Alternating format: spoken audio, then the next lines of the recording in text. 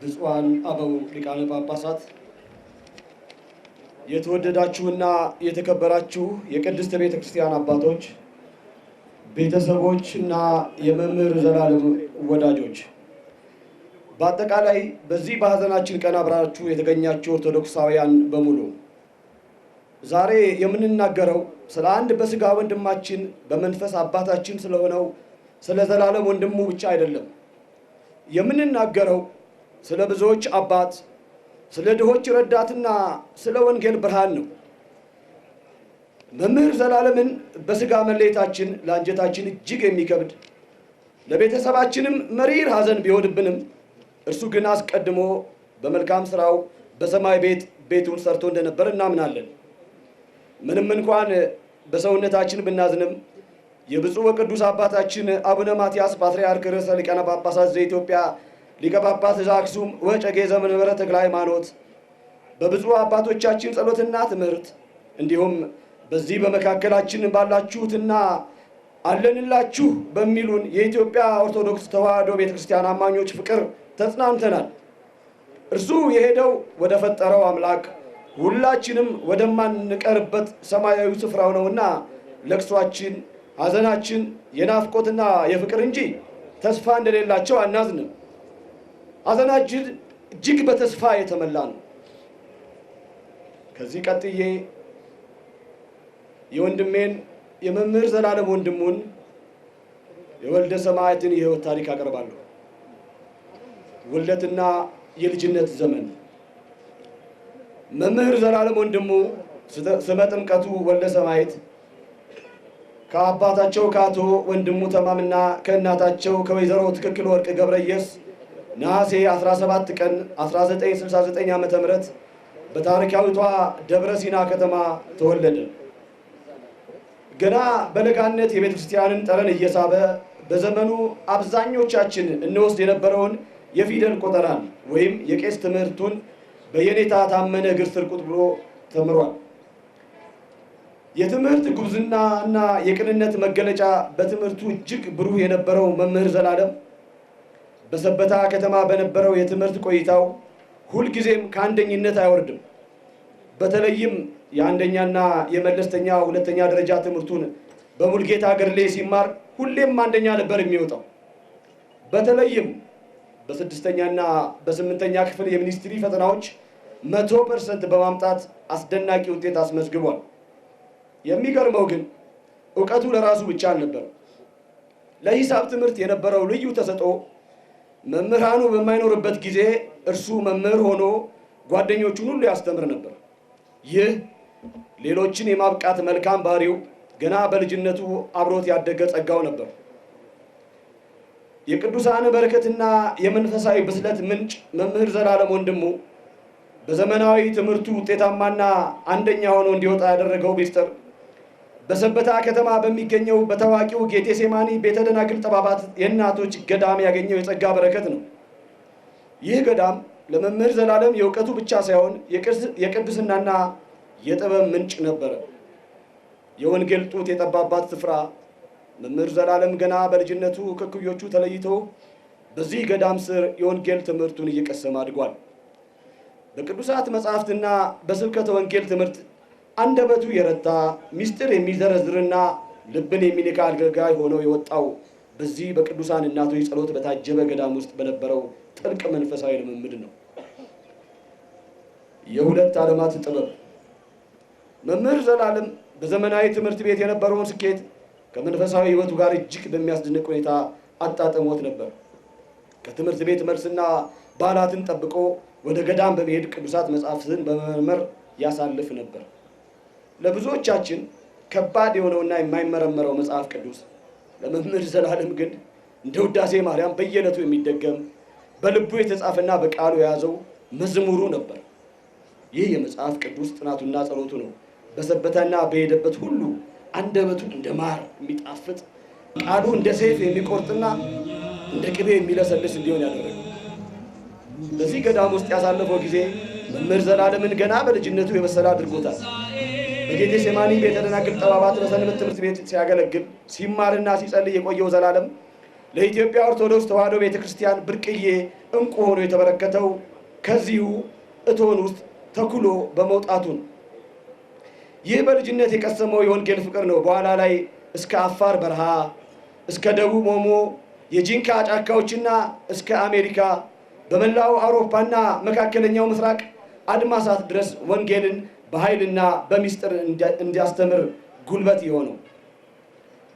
ከአግሮ ኢንዱስትሪ ቴክኒካል እስከ ወንጌል አገልግሎት ዘላለም የከፍተኛ ሁለተኛ ደረጃ ትምህርቱን በሰበታ አጠቃላይ ሁለተኛ ደረጃ ትምህርት ቤት የተማረ ሲሆን ባገኘው የላቀ ውጤትም ወደ ወሊሶ አግሮ ቴክኒካል ስኩል በመግባት ከ1983 እስከ 1985 የ3 ዓመት የሙያ ትምህርት በመማር በኤሌክትሪሲቲ በዲፕሎማ ቢመረቅም የልቡ ጥሪ ግን የያዘው የሰው ልጅ በወንጌል ኤሌክትሪክ ማብራት ነበር። በወሊሶ ቆይታው ከብፁዕ አቡነ ዲዮስቆሮስ የቀድሞ አባ ወልደ ትንሣኤ ግዛው እግር ስር ሆኖ በሰንበት ትምህርት ቤት አገልግሎቱን ጀመረ። የ12ኛ ክፍል ውጤቱ ለከፍተኛ ኮሌጅ ቢያበቃውም እርሱ ግን የእግዚአብሔር መንግሥት ቀድማለች ብሎ ራሱን ለቤተ ክርስቲያን አገልግሎት አሳልፎ ሰጠ። ብፁዓን ሊቃነ ጳጳሳት፣ የገዳማት አድባራት አባቶች የሚሰጡትን ምስክርነት ሳያካትት ካከናወናቸው ዋና ዋና ስራዎች በጣም እጅግ በጣም ባጭሩ ደቡብ ኦሞ ገጠራማ ስፍራዎች መምህር ዘላለም ወንድሙ ስለ ጥምቀቱ ወልደ ሰማዕት የከተማ አገልጋይ ብቻ አልነበረም። በደቡብ ኦሞ ገጠራማ ስፍራዎች ቃለ ወንጌልን በማስተማር ካበረከተው መንፈሳዊ አገልግሎት በተጨማሪ አንደኛ ለማሌ ብሔረሰብ የማሌ ቅዱስ በዓለ ወልድ ቤተክርስቲያንን፣ ሁለተኛ ለሰሜን አሪ ብሔረሰብ የዘፍቲ ቅዱስ ሚካኤል ቤተክርስቲያንን፣ ሶስተኛ ለአሪ ብሔረሰብ የሰልማ ቅድስት ኪዳነ ምሕረት ቤተክርስቲያንን፣ አራተኛ ለበና ጸማይ ብሔረሰብ የሙቃጫ ቅዱስ ሚካኤል ቤተክርስቲያንን፣ አምስተኛ የማራታር ቅዱስ ሚካኤል በጅምር ላይ ያለ በከተማ የነበሩትን ዋና ዋና ፓስተሮች አስተምሮ በማስጠመቅ አዳራሻቸውን አፍርሰው ቆርቆሮውን በማምጣት እንዲሰራ አስጀምሯል።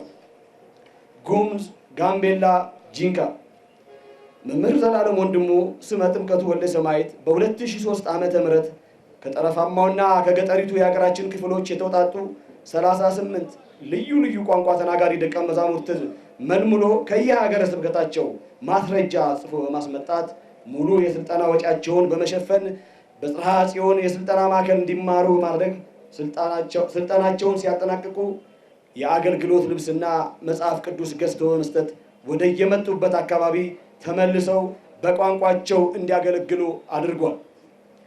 ጅጅጋ መምህር ዘላለም ወንድሙ ስመ ጥምቀቱ ወልደ ሰማዕት ሐምሌ 28 ቀን 2010 ዓ.ም በጅጅጋ በደረሰው ችግር የተጎዱትን ለማጽናናት በስፍራው ጉባኤ በማዘጋጀት ማህበረ ምዕመናንን ከማጽናናቱ በተጨማሪ ሰዎችን በማስተባበር ከ1,500,000 ብር በላይ በማሰባሰብ በወቅቱ ለተጎዱ የሀገረ ስብከቱ ማህበረ ካህናት ድጋፍ እንዲያገኙ በመርዳት የቤተ ክርስቲያን ልጅነቱን አሳይቷል።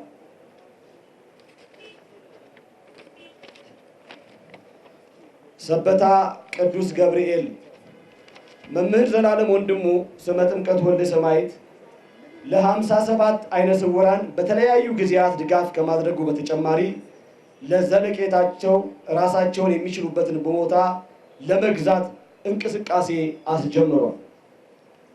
በምሁር ኢየሱስ ገዳም መምህር ዘላለም ወንድሙ 12 ልጆችን ከቤኒሻንጉል ጉሙዝ በማስመጣት ዲቁና እንዲማሩና ወደ አካባቢያቸው ተመልሰው እንዲያገለግሉ አድርጓል። በሰሜን ሸዋ ዞን በኤፍራታና ግድም ወረዳ በጦርነት ለተፈናቀሉና ለተጎዱ ለ2591 ሰዎች 3,000 ብር በጠቅላላው 7,773,000 ብር ድጋፍ አድርጓል። ሸዋሮቢት፣ አጣዬና ከሚሴ ከተለያዩ አካባቢዎች ለተፈናቀሉ ጉዳት ለደረሰባቸው ከፍተኛ ድጋፍ አበርክቷል። ደብረ ዘይት መምህር ዘላለም ወንድሙ ስመ ጥምቀቱ ወልደ ሰማዕት ከቢሾፍቱ ከተማ በቅርብ ከሚገኘውና የኢትዮጵያ አውሮፕላን ተከስክሶ ብዙ ሰው ባለቀበት ኤጀሬ ቦታ ላይ በአካል ተገኝቶ በማጽናናት የምስራቅ ሸዋ ሀገረ ስብከት ሊቀ ጳጳስ ብፁዕ አቡነ ጎርጎርዮስን በማስፈቀድ የተለያዩ ሰዎችን በማስተባበር የቅድስት ልደታ ቤተክርስቲያንን አስተክሎ ጥር 30 ቀን 2018 ዓ.ም በአካል በመገኘት ብፁዓን ሊቃነ ጳጳሳት ባሉበት አስመርቋል።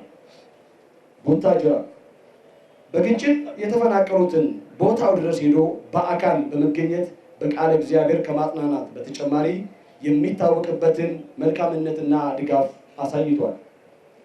ከስልጤ ዞን ከቅበት ከተማ በክርስትናቸው ምክንያት ከቤት ንብረታቸው ለተፈናቀሉ ለ288 ሰዎች 2,000 ብር በድምሩ 576,000 ብር ድጋፍ አድርጓል።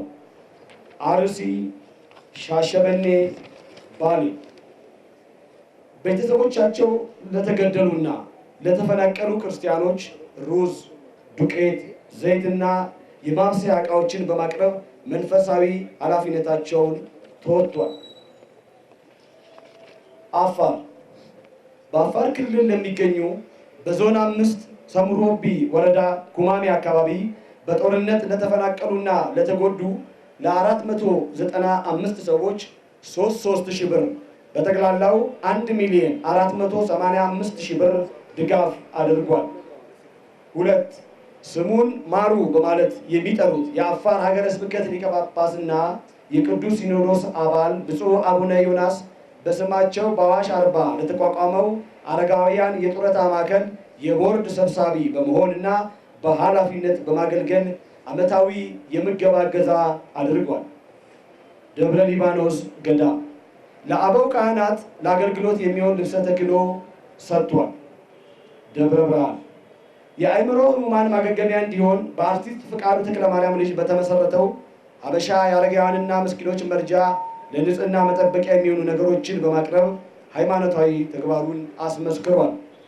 ዋግኽምራ ዞን ሰቆጣ በጦርነት ለተፈናቀሉና ለተጎዱ ለ901 ሰዎች 3,000 ብር በድምሩ 2,703,000 ብር ድጋፍ አድርጓል። ደባርቅ ወረዳ በጦርነት ለተፈናቀሉና ለተጎዱ ለ294 ሰዎች 3,000 ብር በድምሩ 882,000 ብር ድጋፍ አድርጓል። ጎንደር የአብነት ተማሪዎች ሲመረቁ ካባ አልብሷል።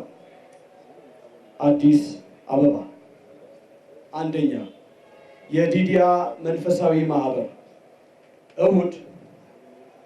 እሁድ ከ5 እስከ 7 ሰዓት በቃለ እግዚአብሔር በሃይማኖት በምግባር እንዲጸኑ እንዲያድጉና እንዲበረቱ ከማስተማር በተጨማሪ ወላጆቻቸውን በሞት ላጡና ለችግር የተጋለጡ ልጆችን በማስተማር ራሳቸውን እንዲችሉ ድጋፍ አድርጓል።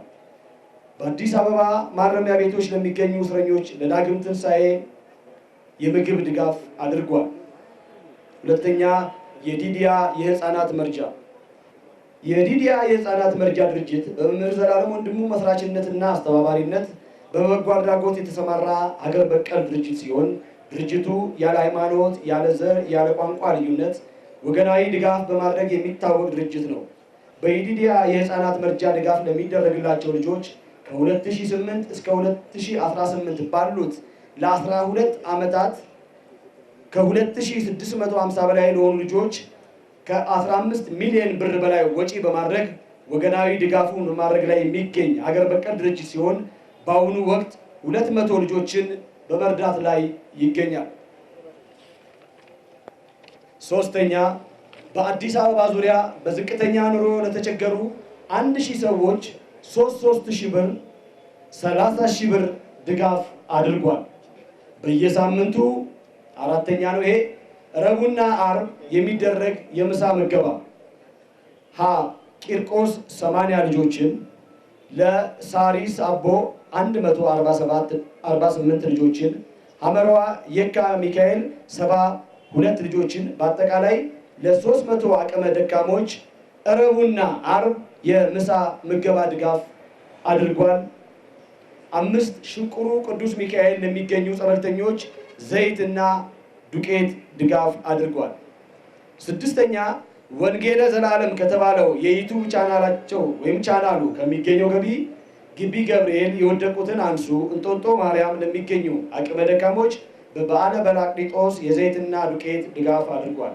መምህር ዘላለም ወንድሙ ስመ ጥምቀቱ ወልደ ሰማዕት ለአገልግሎት በሄዱበት በሀገር አሜሪካ ባጋጠማቸው ድንገተኛ ሕመም የካቲት 28 ቀን 2018 ዓመተ ምህረት በተወለዱ በ49 ዓመታቸው ከዚህ ዓለም ድካም አርፈዋል። የመምህር ዘላለም ወንድሙ ስመ ጥምቀቱ ወልደ ሰማዕትን ነፍስ በቅንነት በታማኝነት ያገለገሉ አምላክ ካገለገሉት መካከል ከአብርሃም በይስሐቅ በያዕቆብ እቅፍ ያኑርልን። ለኦርቶዶክሳዊ ተዋሕዶ ቤተክርስቲያን ለእኛ ለቤተሰቦቹ ለወዳጅ ዘመዶቹ ሁሉ ፈጣሪ መጽናናትን ያድልልን።